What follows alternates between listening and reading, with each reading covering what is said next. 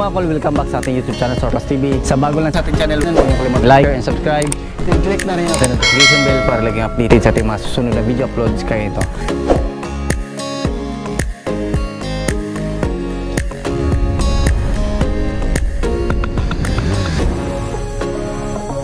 Ngayon mga kol, pakita natin yung ating Suzuki Every Wagon K6A engine, 660cc 4-speed automatic transmission, all-wheel drive. So ito yung unit natin ngayon. Ayan, so Ansal urethane paint yung gamit natin. Yung kulay natin is black and beige. Ayan, so makita natin dito mga kol is meron tayong bumper dito, steel bumper, fog lamp. Ayan, sporty edition na grills. Meron tayong Suzuki emblem or Every Wagon emblem dito sa ating hood. Ayan, Suzuki emblem. Yan, 3-layer headlights. Ito yung high beam, low beam, signal light at saka yung ating fire flag. So meron din tayong signal light dito. So GDM po yung ganitong mga ilaw sa side mirror mga kol. So fender light, meron din tayong customized na fender dito, 13 inches matte terrain na gulong. So brand new tire, brand new mag wheels. So lifted po ito ng 2 inches po mga kol. Ayan, so makita din natin dito meron siyang body kit. Then ito yung ating chrome handle na nilagay sa ating unit. So check natin dito, open natin.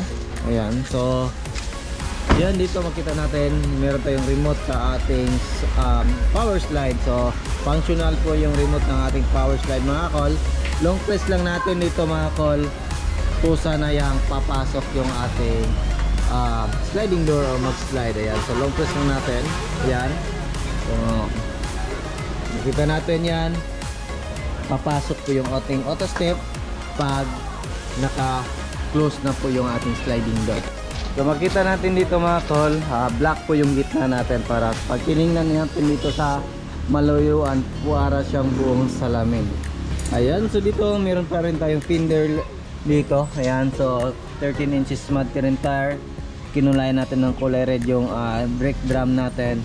Then makita natin dito, ayan, is fully undercut, then lifted din yung ating likuran. Ayan, so makita din natin dito meron tayong top load carrier na gutter type yung nilagay natin. Ayan, so dito makita natin, ayan, so dito naman mga kol, ayan, black din yung ating spoiler. Yan po yung mga spoiler ng mga Every Wagon. So naka LED na po yung third light natin. Ayan, so wiper, meron din tayong ladder dito based sa request ng ating customer. Ayan, so black din dito yung ibabang sign natin. Ayan, so dito meron din tayong stepboard. Then makita din natin dito, ayan, naka ano po tayo dyan, naka street pad. So paanda rin natin mga kol para marinig nyo po kung gaano ka ganda yung tunog ng ating sasakyan.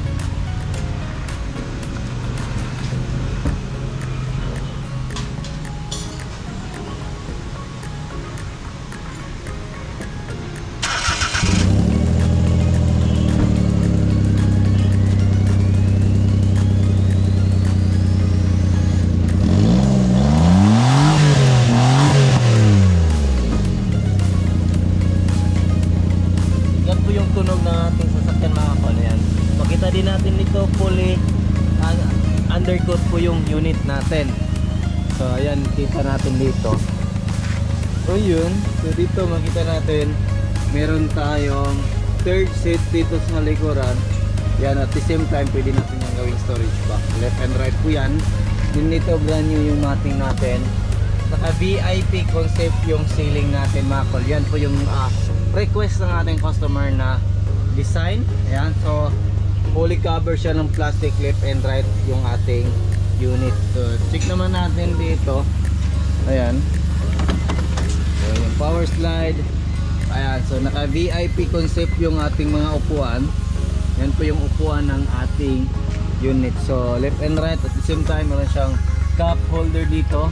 Pwede natin yan ay unfold para mas marami pong upo. Tapos meron siyang mga headrest. Ayan, dito rin makita natin is kompleto or brand new yung mating natin. Nandyan pa rin yung original. Then nilagyan natin ang brand new na plastic. Dito plastic na yan, left and right.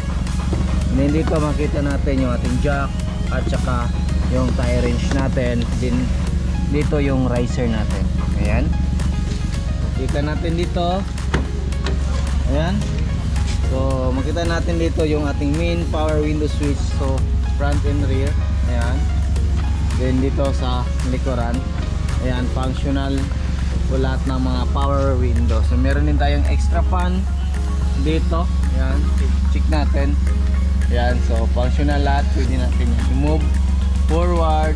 Ayan, so saan natin gusto i-harap. Ayan. So dito naka VIP mapping or sorry, yung seat cover natin. Meron siyang Suzuki na logo. Ayan, din dito makita natin armrest, cup holder. Ayan, so makita natin dito meron tayong 9 inches Android touch stereo with reverse camera, dashcam. Then meron tayong ilaw dyan. So naka-Nardi steering. Ayan, so quick release po yung ating steering. Makita natin yan mga kalam. Ayan. Ayan. So yan po yung Nardi steering natin. Then naka-pop-up horn po yan. Ayan. So kita din natin dito. Ayan, overdrive switch. Ayan, yan po yung overdrive switch natin. Hazard switch. Then yung ating aircon switch. Ayan. Ayan. So kita din natin dito. Meron tayong switch ng mga ilaw. So makita natin yung mga pailaw natin sa ilalim. Dito sa harap. Ayan. Yan po yung ilaw natin dito sa ilalim ng ating sasakyan. So meron ding ilaw dito. Ayan. Makita natin yan. Yan po yung mga pailaw natin. Ang kompleto yan para mas maganda, sporty siya tingnan. So meron din tayong mga switch dito sa power slide. Left and right po yan. Yan. Ito yung pailaw natin. Ito yung ating mga switches. Ito fog lamp switch. Ayan. Check natin yung mga ilaw ng ating unit. Ayan. Kita natin dito. Ayan. Yung fog lamp switch. Ayan. So diba? Ganda. So meron pa tayo dito stone guard.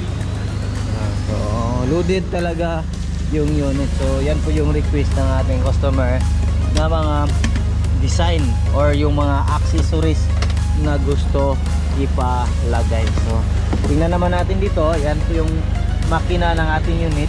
K6A engine, 660cc, 63 horsepower, 4-speed automatic transmission. So yan, makita natin turbo, PCV valve, injector natin, oxygen sensor, nandyan sa ilalim yung ating mga ignition coil at saka spark plug dito.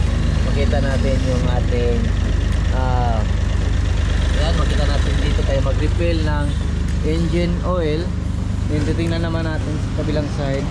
Yan, napaka tintab ng unit natin mga kol. Iba talaga pag Ansal urethane yung gagamitin natin at saka nasa puso yung paggawa, kasi maano natin yung ma-appreciate natin yung ganda ng ating unit. Ayan. So kita natin dito yung ating ignition, yung ating aircon compressor, alternator.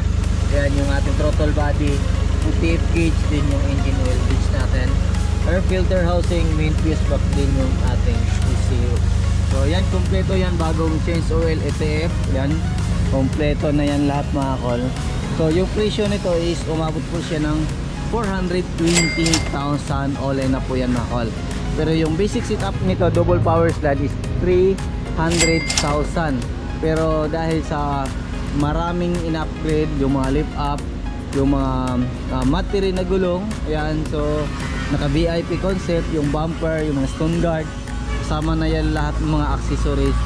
Yan po is umabot siya ng 420. So depende na yan sa gusto nyo. Dyan po magdepende yung presyohan ng ating unit. So yan lang muna yung aming vlog for today mga kol. Maraming salamat po sa patuloy na pagsubaybay sa bago lang sa ating channel. Don't forget to like, share and subscribe. Then click na rin yung ating notification bell para lang updated sa ating mga susunod na video uploads kagaya. Ingat po mga kol and bye bye. God bless po sa ating lahat.